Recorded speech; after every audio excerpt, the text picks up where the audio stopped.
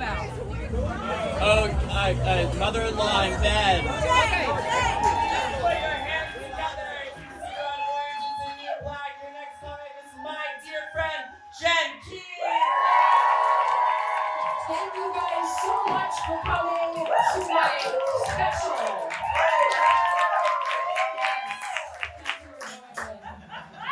Wow, yeah, you're really helping my self-esteem. What's crazy is that I've always had self-esteem. Who the fuck can say that? It's even crazier when you look like Franklin the Turtle, right?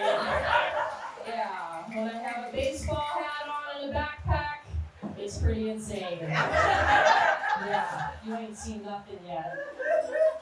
Yeah, some people have like an hourglass shape, a pear shape, right? I am Teddy Graham cracker shaped. I am the same width from my skull to my shoulders to my belly, hips, and tips and toes. Remember that later. But being built like a Teddy Graham cracker or cookie, depending on who you ask, means that I'm built for women's ice hockey, right? Thank you. I did grow up in the capital of women's ice hockey, Boston, Massachusetts. Boston's in the house. So I do say that I grew up without culture. Thankfully, last year, I married my partner of nearly 10 years, Melissa.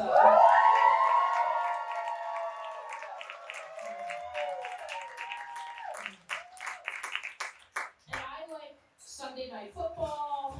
Melissa loves a woman named Sofia Coppola, right? Yin and yang. So I'm grateful for her. What's crazy is that Melissa says that when we first met that I had game. You couldn't even keep it together, right? Preposterous. My Teddy Graham ass doesn't have game. I'm an individual that wherever I go in the world, in the country, whatever building or establishment I'm in, complete strangers will walk up to me and say, "Do you work here?" If you're fucking laughing, it's because you're hot and this has never happened to you. You've never experienced being in the Soho, the Steve Madden Soho, and you fucking thought that you could pull off the clunky pilgrim steppers, and you're making a return, and a random stranger comes up to you with full confidence, throws a shoe in your face, and says, "Could you check in the back for an 8.5?" That happens to me all the time. Wherever I go, people think I work at the store. And I don't know why. I guess maybe it's because I have a lot of store experience. I've worked at Jackrabbit, the running shoe store on the Upper East Side.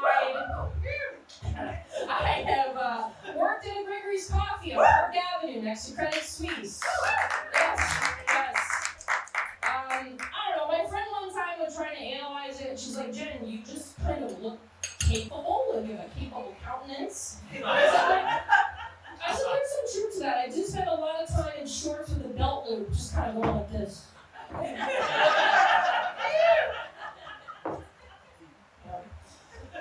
But I think the woman solved for me why people always think I work at the store. I was at Hampton Inn in Jacksonville, Florida. Okay, Hampton Inn is dope. I love Hampton Inn. Alright, I was in the elevator on the way to the gym. Okay, so I'm wearing, I have AirPods in, I'm wearing 3.5-inch inseam Hoochie Daddy lifting shorts. Thank you. I am dressed for the gym. I'm in a tank top. Two elderly women enter the elevator. One of them says to me, "Excuse me, do you know who's in room 314? I said, "Ma'am, I'm sorry, I don't know who's in room 314. She keeps going. And she's like, "It's a young couple, right?" And I doubled down, ma'am, I really don't know because I'm 14. And then her companion jumps in and says, no, Marjorie, she doesn't work here. And I decided to get vulnerable with Marjorie. And I say, you know what, Marjorie, don't worry about it. Happens all the time. People always think I work wherever I am. And she says, you know why? You look like you're a hard worker. And yet if you're laughing, it means you're hot and this doesn't happen to you. Speaking of hard work, it was a hot summer, okay? I didn't like it. I didn't like it at all. We set a record for the amount of days where the median dew point was exceeded 70 degrees. The real nerds in the room know that knowing dew point is more important than relative humidity. Okay? And knowing the facts like that, it's giving notary. The amount of tertiary people in my life, I'm talking people I haven't worked with since 3 startups ago, that text me and say, oh my God, hi Jen, how are you? LOL, this is so random, but are you a notary? Yeah, that's happens to me all the time. People think I'm a notary. But I'm not a notary because I get laid, okay?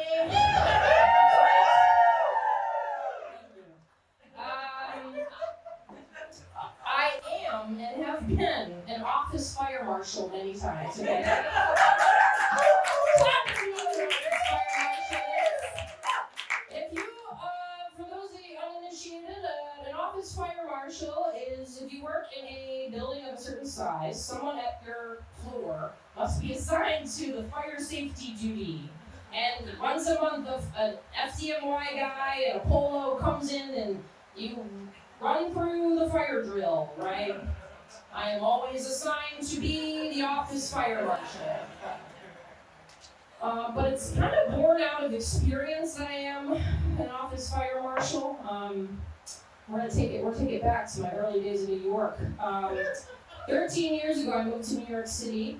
It started with a bang because I moved to the city with my college girlfriend. More on that in a moment. And within 3 days of moving here, the apartment burnt down. If that's not a premonition for where this relationship is headed, yikes, I don't know what is. So, like any good white woman that attends a private liberal arts college and has no struggle in the world, I was very closeted in college, slept in the same the same bed as my best friend and thought that was totally normal and cool. His best friend was a girl, sorry if you didn't guess. Let's call her Hannah.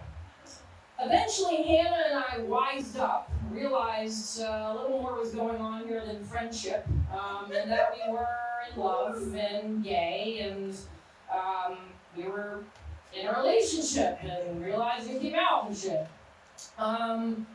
Hannah came from an evangelical Christian family, thank you, Ryan.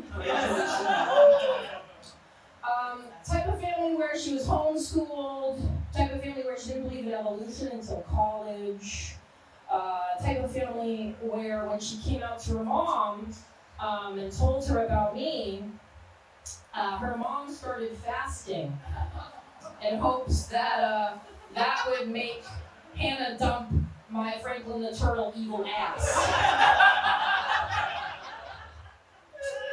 Alright, so we moved to the city together, moved in, apartment burnt down, got a new one. Eventually, Hannah started attending Hillsong Church, which has really exploded. Yeah. There we go. Yeah. At some point, she went to a Hillsong conference and she came home from the conference, came in the door and said, Jen, we are too in love for me to militantly pursue Jesus. I just gave my 2 weeks at Flywheel. And I'm going to become a missionary. The flywheel really added insult to the injury. It wasn't down enough.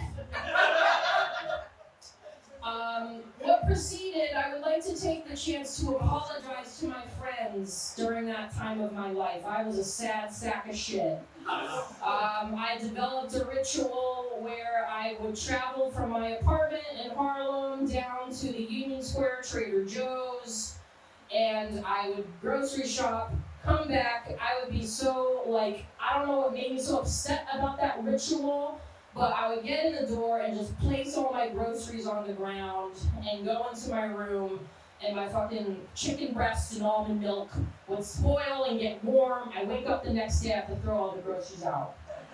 But eventually, I stepped into my power because I realized, Hannah left me for an incredible guy.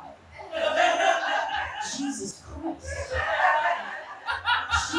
She was attracted to me, and Jesus Christ. I felt pretty good. So then I got really bold, and I kept a box of her stuff, including one with all of our sex toys. And I mailed the box to her mother.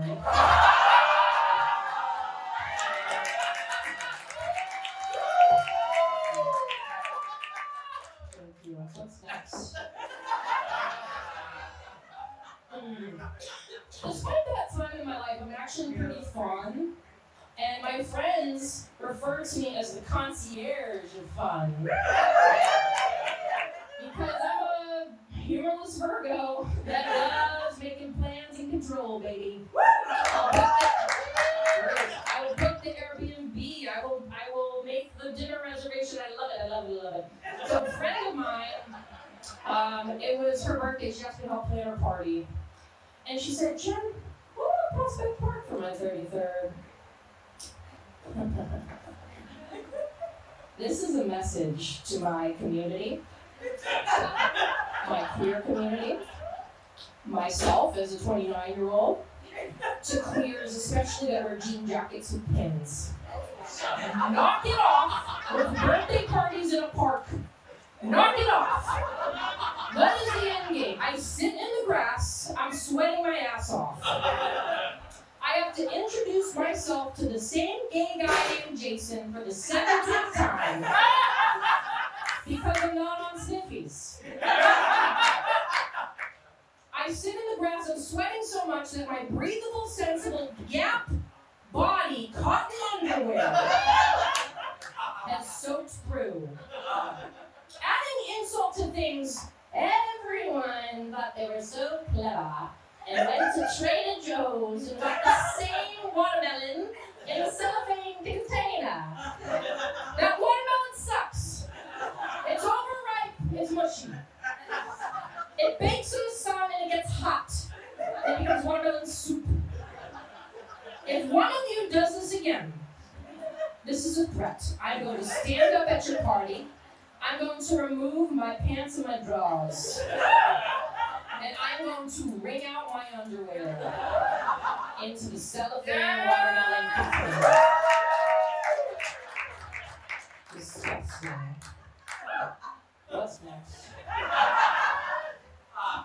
I do need some new underwear. I went to a bra fitting recently, a real one. Started off pretty normal. Took off, she measured me with the tape, and then she said, remove your bra, and can you actually bend over at a 45 degree angle? For 90, I'm not good at math, whatever the hell this is. Guys, me doing that with no bra on. I keep things pretty locked and loaded up here.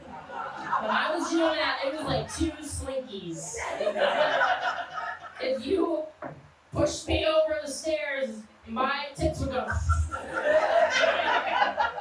And this woman comes over like she's on Deadliest Catch with the biggest underwire bra I've ever seen. Look out for those boobies. Red right return. Where are the mariners at? Shit. Yeah. As a 5'5" masked lesbian with a BMI that's 5 points too high, 50% my fault, 50% the fault of the BMI not taking into account my above average muscle mass for my collegiate ice hockey career. I don't get Me Too to the same extent as some of you other ladies. But one time, and this happened recently, I recently got back surgery. As such, I do a lot of acupuncture, cupping, massage, right?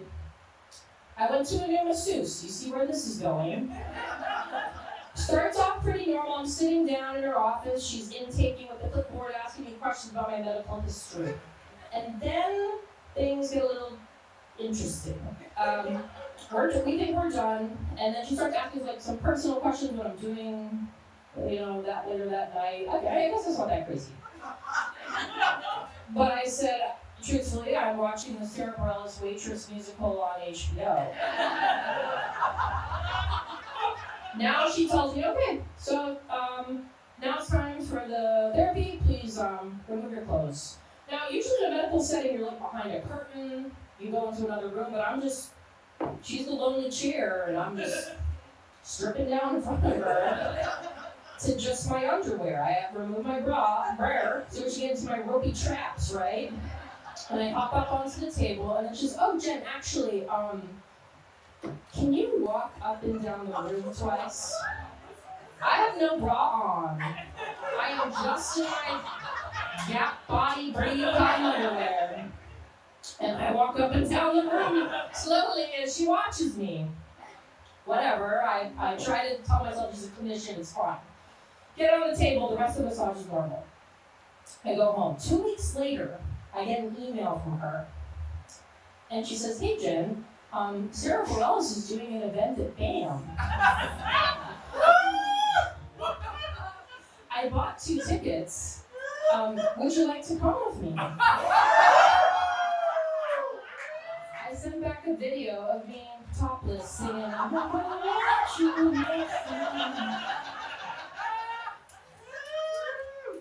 she didn't respond.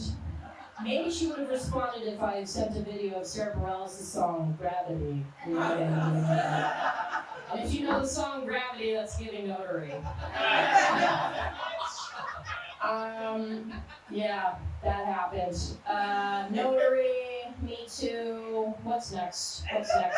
Okay, so I actually didn't do that. That's where I come out and say I didn't send a video of me topless singing love song at Sarah Bareilles. Because I'm a people pleaser, okay? I'm a people pleaser.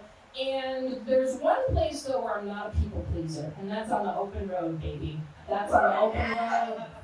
Me and my partner, Melissa, we got a Kia Soul a few years ago, the other great love of my life. And Melissa believes that I have road rage. I don't have road rage. Yes, when I'm on the BQE, if a guy in a souped-up Honda Civic drives by doing a I say, hey. I tell him to roll down the window and I say, does that make your pee-pee feel good? Does that feel good about your pee-pee? I don't have road rage. That is a moral calling. I am checking toxic male behavior that would otherwise go unchecked. And that exceeds forms of transportation. Now, it's not just in a car that I do that. And there's a story about that. Melissa and I went to Zipolite, Mexico for our honeymoon. And we were at TSA, Mexican TSA, and we were apprehended and pulled aside and questioned in another room because they said they had detected gunpowder on our suitcase. We are shitting our pants. We are anxious people, because you know us. And they're asking questions like, where did you go? Who did you see? Do you have any firearms on you? And then my stomach drops. Because I remember, and I point to my carry-on, where my strap-on is, and say, I was packing heat.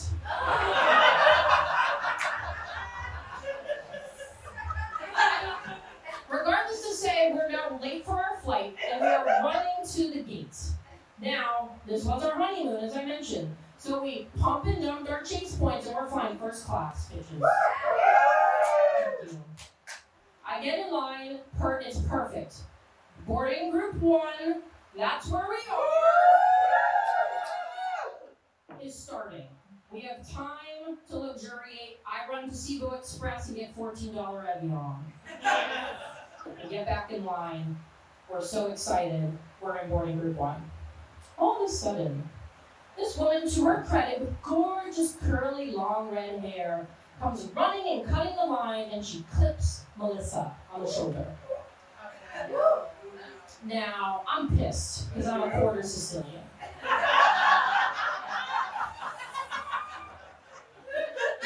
I'm seeing red. I see her go to the ticket agent, or the whatever, the desk, and she's blah, blah, blah, and I see the agent saying, "Ma'am, it's not your turn to board. You're boarding group 4, you fucking peasants."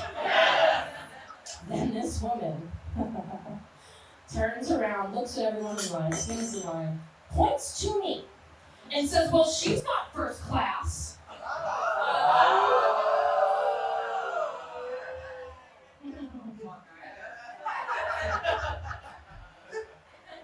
I look at her, and I say, "Yes, I am, Miss Braveheart." I confused the 1996 Mel Gibson film Braveheart with the 2007 Pixar film Brave.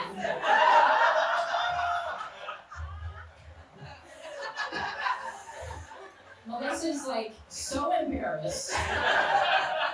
She's like, "Dude," that's what she calls me when she's mad. "Dude, it's not cool, you like fucking defending my honor in boarding group 1. Like, it's not sexy." And then she softens up a little bit and she's like, "Where's my little old man from Up?" And I'm like, "I'm right here, mama." "And you're my French chef from Ratatouille." Imagine like the old man from Up as a "Hey Mama's lesbian." Now I said the term pump and dump, and I want to go back to that. For the uninitiated, some of you are initiated. There's an app called Sniffies, and it's a cruising app. Yes, it's a cruising app for queer and gay men. What does it do? It's like a more intense grinder, Julian.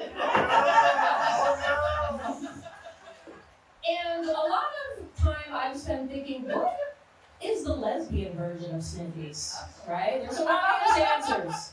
Vaggies, titties, bushies. But that's not what it is. I would call it braces. Because why do 70% of lesbians, why are we out here in these streets always wearing some kind of soft brace? I'm talking crutches. I'm talking a knee brace. I'm talking a wrist guard. Why is this an epidemic? Is it because we, I suppose, don't appeal to the male gaze, so we don't care if we're wearing a beige wrist guard? It's so crazy. Braces. Another thing that lesbians have in common, especially masked ones, is we simp hard, baby. We simp so hard. I am a simp. I'm a wife guy till I die, man. Some things, some simply behavior I've done. One time, many years ago, Melissa was scared of flying at that time, and we were going on a long flight. I had talked to a bunch of her friends before the flight and had them write messages to her that she would read on the flight, and I made it into a book and gave it to her on the flight so she would be comfortable. Knock it off! I'm tough, I'm Sicilian. A little more relatable example, perhaps. We just got a doggy. Tina, where's my camera? Tina, if you're up watching this, sweetie, it's your bedtime. Go to bed. Love you. I take Tina out on the 3 a.m. walks, right? But there's a simply behavior I've engaged in that 100% guarantee I'm the only person in the world to have ever done. One time, I shared a bed one night with my mother-in-law. And we've been a very happy throuple ever since. I'm kidding, obviously. Okay, it was peak COVID 2020. My father-in-law had to get an emergency appendectomy. My mother-in-law is a wheelchair user, so she needs to stay with us in our one bedroom. The usual arrangement that makes sense is that Melissa and her mother sleep in the bed and I sleep on the couch. However, as mentioned, I have had back surgery. This is pre-back surgery. I was in the midst of a painful episode, and Melissa wanted me to sleep in the bed. She said, Jen, I can't have you fucking up your back. I'm out here working. You're out here, I don't know, using your imagination all day. So I don't want to fucking hear it. I'm making that bread. You're sleeping in the bed with my mom. I did it. I wake up that night, in the middle of the night, 2 a.m., 3 a.m., whatever. And there's movie credits rolling on the TV. My mother-in-law turns to me and says, it's just okay. I said, excuse me? She said, yeah, it's just okay, the movie's over, huh? I said, Diva doll. It's 3 a.m. and that's okay, the movie's over, it's time to sleep. And then she proceeds to engage in a critical discussion of the film Eurovision starring Will Ferrell and Jenna Elfman. Slept in a bed with my mother-in-law. Yeah. Something me and Melissa have in common. We have things in common, me and Melissa. She's Catholic. We also are different, right? Melissa is half Puerto Rican. I am the whitest person to have ever existed. So I've learned a lot about Puerto Rican culture from her. Some things, for example, Bad Bunny is the hottest man in England. Number 2, when I do dumb shit around the house, she's gonna think, oh no. Number 3, people who are Puerto Rican think and lead with their heart. And that's something I don't do enough of. And this came in very handy last summer. I was put on jury duty when I was on a trial for 3 weeks. Yes. Don't worry, it wasn't anything serious. It was an assault charge. Essentially, some guys at a bar got into a fight. One guy was shot in the leg, but he's okay. He's fine. So no women or children, right? Those stakes. It comes time for deliberation, and this case really lacked evidence. It lacked so much evidence that the defendant took the stand. That's very uncommon. And at one point, the DA grilled him about a detail about where he ran, which street he ran onto after the shot went off, right? And the defendant wasn't sure. Or he got it wrong, and then the DA was like, roll the tape. The whole jury, when we first started talking, we are unanimous, not guilty. But there's this one woman named Paula who thinks that he's guilty. And it's been hours and hours, people are getting frustrated, and I sidebar with Paula. Because I'm like pretty good at talking to people, I'm a decent listener, I want to really hear about her point of view. I said, Paula, what's going on here? And she says, I don't like that he lied about the street that he ran onto. I think that he's guilty. And I explained to Paula, unfortunately our job as the jury is not to determine yes or no he's guilty of mixing up the direction he ran on the street. Our job is to say yes or no he's guilty of assault with a deadly weapon. And we go back and forth, and she eventually understands, this concept that she agrees he is not guilty of assault with a deadly weapon. We deliver our verdicts to the foreman. The foreman says not guilty. All the juries go back in the jury room. We're celebrating. It's been 3 weeks. We couldn't talk about it. We're all high-fiving. We're done. We're going home. I leave the courthouse. I see Sandra outside smoking a cig. And I go up to her, sorry, Paula. I say, Paula, can I ask you 2 questions? She said, sure, honey. So number 1, are you Catholic? Number 2, are you Puerto Rican? And she laughs, takes a drag of her cig and says, yes, honey, I am. So essentially my lifetime with Melissa and working with someone who leads with their heart freed an innocent man. Because I know how to negotiate these heart decisions. Beautiful. Beautiful. Speaking of the heart, something both me and Melissa love with all our hearts is going to Wegmans at 8 a.m. on Sunday. Absolutely. And I'm not talking 8:20. If it's 8:20 and Melissa's like, can we still go, Jen? I'm like, no, the parking lot's gonna be crazy. I'm not gonna be able to back into my parking spot. So when we go to Wegmans, there is not a process more militant and efficient than 2 lesbians bagging their reusable totes in a checkout line. Doge has nothing on us. Dykes of grocery efficiency. Okay, we have a system. We go home, we're like a assembly line putting the groceries away. And we always put the almond milk away and the chicken cutlets fresh and cold. And as long as I have Melissa, It always will be.